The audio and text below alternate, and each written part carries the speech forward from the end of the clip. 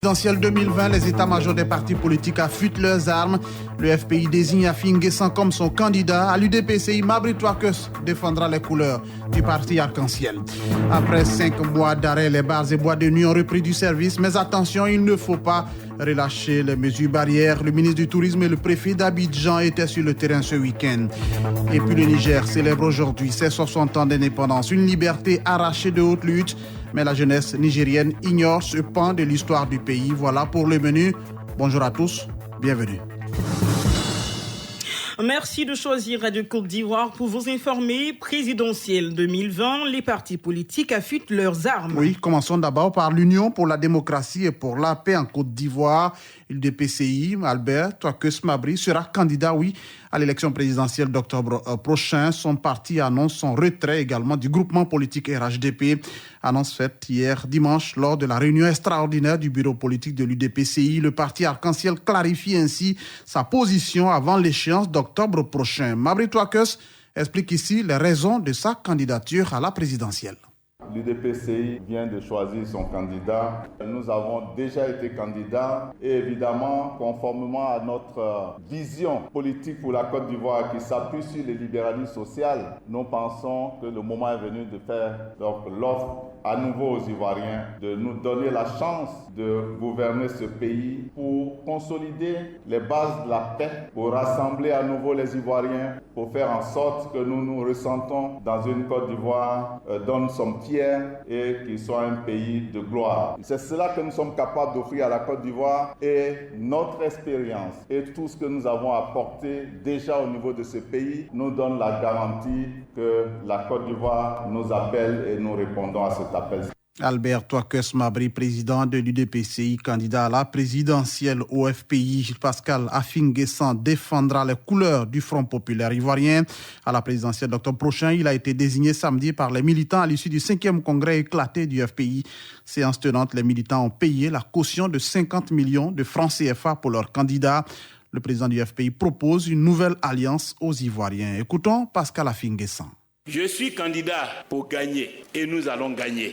Les Ivoiriens nous attendent pour la restauration politique, économique et sociale de la Côte d'Ivoire. Préparons-nous donc à aller aux élections sans préjugés ni angoisse. Mon ambition est de fermer la sanglante et douloureuse parenthèse des crises post-électorales. Ma victoire sera la victoire de la paix, des libertés et de la démocratie. Avec moi, président de la République de Côte d'Ivoire, il n'y aura ni mort, ni prisonniers politiques, ni exilés politiques. Cette œuvre de renaissance exige une alliance nationale nouvelle.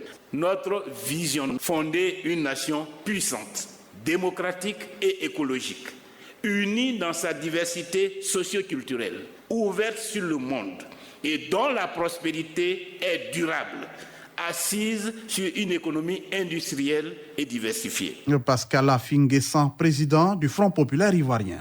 Pendant ce temps, la société civile plaide pour des élections apaisées. Oui, nous sommes seulement à 3 mois de cette présidentielle et vous l'avez dit, les organisations de la société civile prêchent pour la cohésion et la paix. Le RAIDH, le regroupement des acteurs ivoiriens des droits humains, vient d'organiser un atelier avec les leaders communautaires de Grand Bassam. C'est la première étape d'une série de 27 ateliers à travers le pays. L'objectif est clair, créer les conditions d'une élection apaisée. Fofana Suleiman est le coordonnateur du RAIDH. Nous sommes dans un processus électoral et qui dit processus électoral en Côte d'Ivoire aujourd'hui parle de violences électorales. Voilà pourquoi nous avons dit mais il faut prévenir. Et donc c'est dans cette dynamique de prévention des conflits électoraux que le RAIDH est en train de réaliser ce projet dans cette localité. Nous attendons beaucoup de participants parce que les participants sont obligés de faire un travail de participation à la recherche de la paix. Et voilà pourquoi après cette formation, après chaque séance, on met en place un comité de veille. Et ce comité de veille, quel sera son rôle? C'est de nous alerter sur un certain nombre d'indices ou d'indicateurs de violence, de telle sorte qu'on puisse prévenir tout ce qui pourrait arriver avant, pendant et après les élections. Fofana Souleymane, coordonnateur du regroupement des acteurs ivoiriens des droits humains, sera l'invité du jour à 6h20. Oui, pendant ce temps, le groupe de plaidoyer PTI encourage l'État de Côte d'Ivoire à favoriser le consensus politique pour une élection inclusive, transparente et apaisée. Le groupe l'a fait savoir au cours d'une conférence de presse, une rencontre au cours de laquelle l'organisation Indigo Côte d'Ivoire a présenté les résultats de l'observation à long terme du processus électoral. Le groupe de plaidoyer PTI fait des recommandations sur la révision de la liste électorale. On écoute Ange Brou, secrétaire exécutif de PTI. À la société civile d'encourager les jeunes et les femmes pour une plus grande participation aux différentes étapes du processus électoral, aux partis politiques, encourager pour une plus grande implication dans l'observation et la surveillance des prochaines opérations de la liste électorale à venir, déployer des délégués pour toutes les autres étapes du processus électoral à travers le territoire national. À la Commission électorale indépendante CEI, favoriser la collaboration en facilitant l'accès et la présence permanente de missions d'observation au site abritant l'opération de la révision de la liste électorale et en communiquant le cas échéant les données chiffrées dont elle possède, de sorte à écarter tout soupçon d'opacité autour des opérations. Travailler à réduire la mobilité du personnel des centres pour une meilleure maîtrise des procédures et modes opératoires en vue d'une standardisation des process. Mettre en place un système innovant de basculement systématique des citoyens arrivés en âge de voter sur la liste électorale. À l'État de Côte d'Ivoire, prendre des mesures et des dispositions pour éviter de faire coïncider les opérations d'établissement des pièces d'identité ou encore des documents administratifs avec la période de la révision de la liste électorale. De rendre permanent l'inscription des récurrents sur la liste électorale.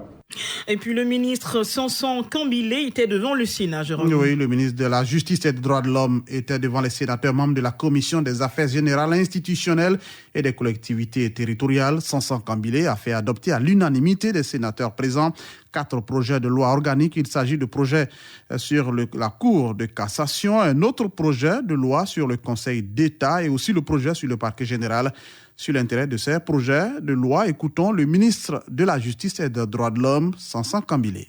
La révision constitutionnelle du 19 mars 2020 a consacré l'érection de la Cour de cassation et du Conseil d'État en institution juridictionnelle, faisant de facto disparaître la Cour suprême. De sorte que dorénavant, on a 2 nouvelles institutions juridictionnelles représentatives du pouvoir judiciaire. Ce sont donc la Cour de cassation, qui est la plus haute juridiction de l'ordre judiciaire, et le Conseil d'État, la plus haute juridiction de l'ordre administratif. La disparition de la Cour suprême a conduit à la mise en place d'un parquet général près la Cour de cassation et le Conseil d'État, en remplacement du parquet général près la Cour suprême, tel que cela existait par le passé. Il convient également d'indiquer que la création de 2 ordres de juridiction, l'ordre administratif et l'ordre judiciaire, pose le problème du règlement des conflits susceptibles de surgir entre ces 2 ordres de juridiction. Cela donc conduit à la création du tribunal des conflits qui est composé paritairement par les magistrats de la Cour de cassation et par des magistrats du Conseil d'État. Sanson Kambilé, ministre de la Justice et des Droits de l'Homme. Vous suivez le journal sur Radio Côte d'Ivoire. Les bars et boîtes de nuit ont repris du service. Oui, mais cette reprise ne doit pas faire perdre de vue le respect des mesures barrières. C'est le message que le ministre du Tourisme, accompagné du préfet d'Abidjan, sont allés porter samedi nuit aux responsables de ces espaces. Siandou Fofana et Vincent Toby Irié étaient à la rue Princesse de Yopougon pour échanger avec le mouvement des gestionnaires des boîtes de nuit et bars. Au nom de ce mouvement, Aimé Zébier a exprimé sa joie de reprendre le service. On voulait véritablement déjà remercier le gouvernement qui a pris cette décision salutaire d'ouvrir nos espaces parce que 5 mois sans activité, ça a commencé à être vraiment très dur. On espère que les choses vont reprendre. On a galéré pendant 5 mois, on a fait des demandes, on a sollicité beaucoup de choses. Et avec le ministre qui nous a beaucoup écoutés, je sais que ça va véritablement porter au niveau du gouvernement pour qu'on pense effectivement à nous soulager. Le ministre a donné quelques recommandations avec monsieur le préfet. On va essayer de les respecter et puis au fur et à mesure les choses vont aller. Nous parlons encore de coronavirus en nous rendant cette fois dans l'Indénié Djouablin. Le conseil de la région intensifie ses actions sociales auprès des populations de la région dans la lutte contre la Covid-19. Après les forces de défense et de sécurité et les religieux, ce sont les pensionnaires de la maison d'arrêt et de correction d'Abengourou qui ont reçu plusieurs matériels de lutte contre la maladie. Retrouvons sur place Richard Dibia-Bonois. Au moment de la mise sous presse de ce document, la ville d'Abengourou enregistrait 14 cas confirmés de coronavirus et la maison d'arrêt et de correction d'Abengourou, la MACA, constituait l'épicentre du mal avec 7 cas avérés. Et il faut donc mettre les bouchées doubles pour éviter une contamination de masse dans cet établissement pénitentiaire, d'où la joie des bénéficiaires. Capitaine Kouna Yao, régisseur adjoint de la maison d'arrêt et de correction d'Abengourou. Vraiment, nous sommes très heureux de recevoir ces dons. Je profite de votre micro pour dire merci au président du conseil régional et ses conseillers pour ce grand geste pour la lutte contre la Covid-19. Ce sont 500 cache-nez, 20 gels hydroalcooliques, 20 savons liquides, 1000 gants, 20 papiers mouchoirs et plusieurs seaux de lavage des mains qui sont mis à la disposition de la population carcérale de la MACA, estimée à plus de 680 individus. Le conseil de la région Indénié-Guablé n'entend pas s'arrêter en si bon chemin. Delma Mouama Salis, 4e vice-président du dit conseil. On pense à l'ensemble de la population de l'Indénié-Guablé. On a instruit nos services de rentrer dans les sous-préfectures, d'atteindre au fin fond de la population, permettre de suivre la mouvance que nous avons engagée au chef-lieu de la région. Donc on veut atteindre le maximum possible des habitants de notre région. Bien avant les pénitenciers, les forces de l'ordre de la région ont reçu du carburant et du matériel de protection contre la Covid-19, ainsi que les religieux, toutes tendances confondues, qui ont bénéficié des largesses des premiers responsables du conseil de la région, toujours dans la lutte contre la pandémie. Richard Dibi Abonouan, Abengourou, Radio Côte d'Ivoire. Parlant de coronavirus, je vous donne les derniers chiffres annoncés hier. 73 nouveaux cas enregistrés, portant à 16 182 le nombre total de cas, dont 11 801 guéris et 102 décès. Je vous conduis à Mans. Les étudiants de l'Université Polytechnique de Mans viennent de bénéficier d'un appui du Centre régional des œuvres universitaires, le CROU. Ce sont plusieurs tonnes de vivres et non-vivres contre le coronavirus qui ont été reçus par les étudiants. Le premier responsable du CROU de Mans revient sur les raisons de cette action. Mongué Emmanuel. Ce sont des mesures pour accompagner la riposte mise en place par le gouvernement ivoirien, le cadre donc de la continuité de l'élan de solidarité que l'État de Côte d'Ivoire a mis en place pour pouvoir donc apporter le bien-être à la population. Et nous, comme nous avons en charge la communauté estudiantine, nous sommes donc avec nos étudiants dans leur totalité, les 1200 étudiants que compte l'Université de Mans. Nous avons donc un kit pour chaque étudiant. Il y a un kit alimentaire et puis un kit de protection. À l'international, le Niger célèbre 60 ans d'indépendance aujourd'hui. Oui, le Niger a obtenu son indépendance le 3 août 1960. Cela fait exactement 60 ans aujourd'hui que le pays est indépendant. Depuis, beaucoup d'eau a coulé sous le pont du fleuve Niger et beaucoup d'événements se sont produits avant et après cette indépendance. Une bonne partie des jeunes Nigériens ne maîtrisent pas bien, voire même ignorent totalement cette partie de leur histoire avec la France. En Italie, le nouveau pont de Gênes sera inauguré aujourd'hui, 3 août, 2 ans après l'écroulement de l'ancien qui avait fait 43 morts. Le 14 août 2018, souvenez-vous, 2 travées du viaduc se sont effondrées, emportant avec elles les véhicules qui l'empruntaient. Le bilan de la catastrophe, vous le connaissez, 43 morts et 16 blessés. Les cérémonies seront l'occasion de rendre hommage aux victimes. Point final de ce 6h, on vous rappelle l'essentiel. Présidentielle 2020, les états-majors des partis politiques affûtent leurs armes. Le FPI désigne Affi N'Guessan comme son candidat. À l'UDPCI, Mabry Touakeus défendra les couleurs du parti Arc-en-Ciel. Et puis, après 5 mois d'arrêt, les bars et boîtes de nuit ont repris du service. Mais attention, il ne faut pas relâcher les mesures barrières. Le ministre du Tourisme et le préfet d'Abidjan étaient sur le terrain ce week-end. C'était le journal de 6h présenté par Jérôme Kouakou. Dans quelques instants, le journal des sports. Ne bougez pas, on revient juste après la pub.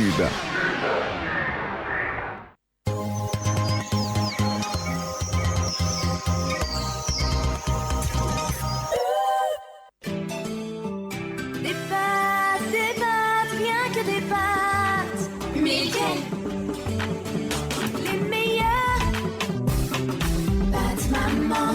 Si on veut se régaler, c'est Pâtes Maman. Besoin d'énergie, Pâtes Maman. 100% fait dur. Faisons le plein avec les Pâtes Maman. Un délice plein d'énergie. Maman, c'est toi qu'on préfère. Maman, je suis Céleste. Tu as aimé mon goût? Alors tu vas adorer mon nouveau look. J'ai maintenant un opercule de sécurité pour te garantir une eau toujours pure. Je suis plus fine, plus raffinée, plus moderne. Tu ne vas pas me résister. Alors à bientôt, je t'attends. Céleste, pure et légère. Venez les enfants, cette fois-ci on partage votre laiti.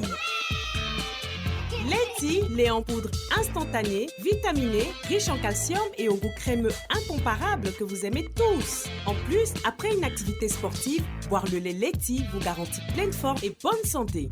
Existe en sachet de 25, 400 grammes et en boîte de 400 et 900 grammes. Laiti, le maximum d'énergie. Une marque Carré d'Or. Ça sent bon ta sauce et c'est bien rouge. Maman, c'est le double concentré de tomates Alissa, fait à base des meilleures tomates naturelles, sélectionnées pour leur goût et leur qualité. La tomate Alissa se conserve très bien et ne noircit pas. En plus, Alissa rehausse le goût des plats. En voici des manières. C'est ma fille qui me montre des astuces de cuisine. Alissa, le goût parfait. Existe en boîte de 56 grammes, 400 grammes et 2,2 kg. Une marque Carré d'Or. Il a été cultivé pour vous, sélectionné avec soin pour vous. Ses longs grains parfumés, sa belle couleur blanche. Un vrai délice ce riz. Moi, j'ai choisi le riz La Rizière pour ma famille et tout le monde est d'accord. Pour mes repas de tous les jours et même pour les grandes occasions, c'est toujours le riz La Rizière. Il cuit bien et c'est bon. Fais comme moi, prends ton riz La Rizière. La Rizière, la source du bon riz. Un produit Carré d'Or.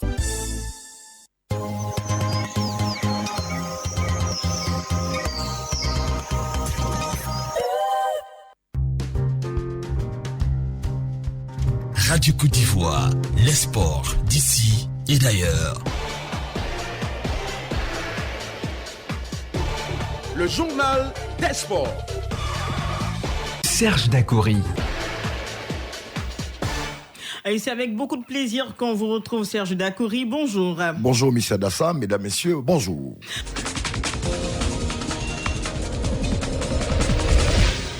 L'escrime en local pour ouvrir ce journal, ex-président de la fédération de cette discipline sportive, Maître Sako Souleymane, parle des activités réalisées sous sa conduite ici en Côte d'Ivoire. Passionné de sport et dirigeant de handball dans les années 80, Maître Sako Souleymane a été effectivement membre fondateur de cette discipline et président pendant plus de 4 ans. Il livre ici le chemin parcouru de l'escrime sous son mandat.